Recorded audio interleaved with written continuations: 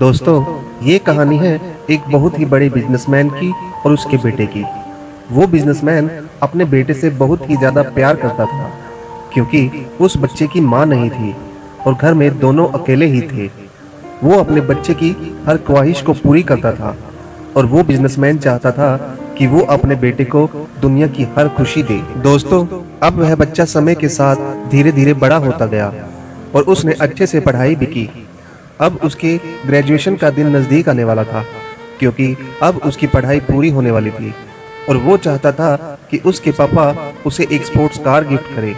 वो sports car के showroom में भी गया और उसने तय भी किया कि उसको कौन सी स्पोर्ट्स कार गिफ्ट में चाहिए। फिर उसके बाद वो रोज अपने पापा को इनडायरेक्टली ये सब कहता था कि ये कार मार्केट में नहीं आई है पापा, मेरे दोस्त के पापा उसको स्पोर्ट्स कार गिफ्ट करने वाले हैं, फलाने शोरूम में अच्छी अच्छी गाड़ियां मिलती हैं वगैरह वगैरह।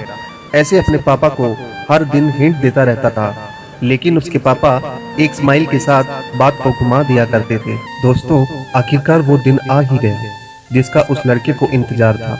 इतने दिनों में उस लड़के ने अपनी पूरी कोशिश कर ली थी कि वो अपने पापा को समझा पाए कि मुझे गिफ्ट में एक स्पोर्ट्स कार चाहिए। उसके बाद उस दिन वो लड़का खुश होकर घर गया। घर पर उसके पापा एक बॉक्स लेकर खड़े हुए थे जिसको पूरी तरह से सजाया हुआ था। लड़का अब समझ गया था कि आज मेरे पापा मुझे वो स्पोर्ट्स कार गिफ्ट कर ही देंगे और मेरे पापा दुनिया के सबसे बेस्ट पापा हैं। उसके बाद उसने उस बॉक्स को जल्दी से खोला। उसे लगा कि उसके अंदर कार की चाबी वगैरह होगी, लेकिन उसने देखा कि उसके अंदर चाबी नहीं बल्कि एक किताब है। कुछ सेकंड के लिए वह अपने पापा को देखता रहा और उसके पापा तो स्माइल ही कर रहे थे। उसके बाद उसके पापा ने अपने बेटे को गले लगाकर कहा, कांग्रेचुलेशन बेटा। लेकिन ये लड़का बिना कुछ कहे वहां से चला गया और उसके बाद वो अपने दोस्त के पास चला गया और उसके दोस्त ने उसे समझाया कि तेरे पापा तुझसे प्यार करते ही नहीं है और उनको तेरे से ज्यादा अपने पैसों से प्यार है। दोस्तों, उस लड़के का दिमाग पहले से ही खराब हो रखा था और वो लड़का पहले से ही दुखी था। ऐसे में उसके दोस्त की एक लाइन ने उसको एक गलत कदम उठाने के लिए मजबूर कर दिया। सुबह जब उसके पापा उसके रूम में गए तो उसके रूम में कोई भी नहीं था और बेड पर एक लेटर लिखा हुआ था।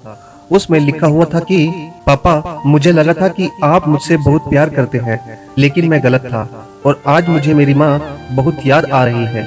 वो होती तो वो मुझे समझ पाती। आपको तो बस अपने पैसों से मतलब है पापा, और मैं जा रहा हूँ आपसे बहुत दूर पैसे कमाने के लिए।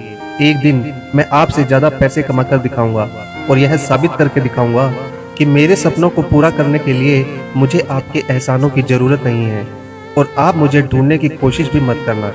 मैं आपके सामने से आऊंगा और आपको दिखाऊंगा कि पैसे किसे कहते हैं। उसके बाद उस बिजनेसमैन ने अपने बेटे को ढूंढने की बहुत कोशिश की, लेकिन उसका कोई पता नहीं चला।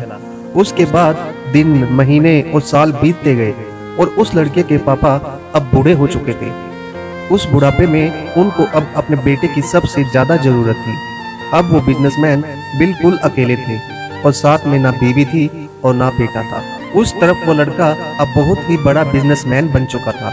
उसका मकसद ही था अपने बाप को हराना और उनको गलत साबित करना। और उसके बाद उसके पापा की एक दिन डेथ हो गई।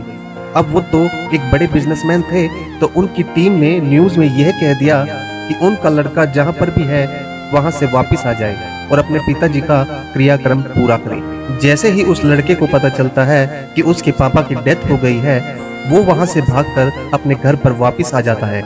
उसके सामने उसके पिताजी की बॉडी पड़ी हुई थी और उसे वो शब्द याद आ रहे थे कि एक दिन मैं आऊंगा और आपको गलत साबित करूंगा और आपको पैसों का मतलब समझाऊंगा। सब कुछ जो उसने अपने पापा को कहा था उसे वो अंदर से तोड़ रहा था। उसे यह एहसास हुआ कि मैं कौन सी रेस में भाग रहा था और सबको जीत कर भी मैं तो हार गया हूँ। मेरा बाप आखिरी दिन में अकेला रोता हुआ गया है। और उसके बाद वो लड़का अपने कमरे में गया तो उसने उस किताब को देखा जो उसको उस दिन उसके पापा ने गिफ्ट की थी। उसे देखकर उसकी आंख में से आंसू रुक नहीं रहे थे।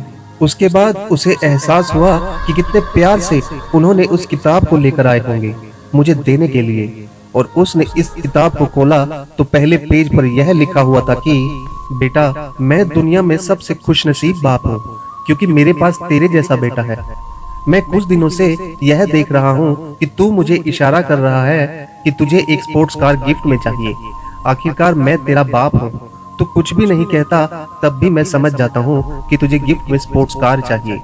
आज मैं मेरा सारा बिजनेस तू देखेगा कि मेरी सारी दौलत तेरे नाम कर रहा हूँ, क्योंकि मेरी दौलत तो तुम ही हो। और हाँ, पीछे देख, हमारे नए बॉस के लिए कुछ गिफ्ट है। उसने जैसे ही पन्ना घुमाया तो बुक के हॉल में एक स्पोर्ट्स कार की चाबी रखी हुई थी। दोस्तों, आगे रहने दो यार, आगे का सीन आप खुद ही इमेजिन कर लेना। तो दोस्तों, क्या सीखा आपने इस कहानी से? मुझे नीचे कमेंट बॉक्स में कमेंट करके जरूर बताएं। धन्यवाद।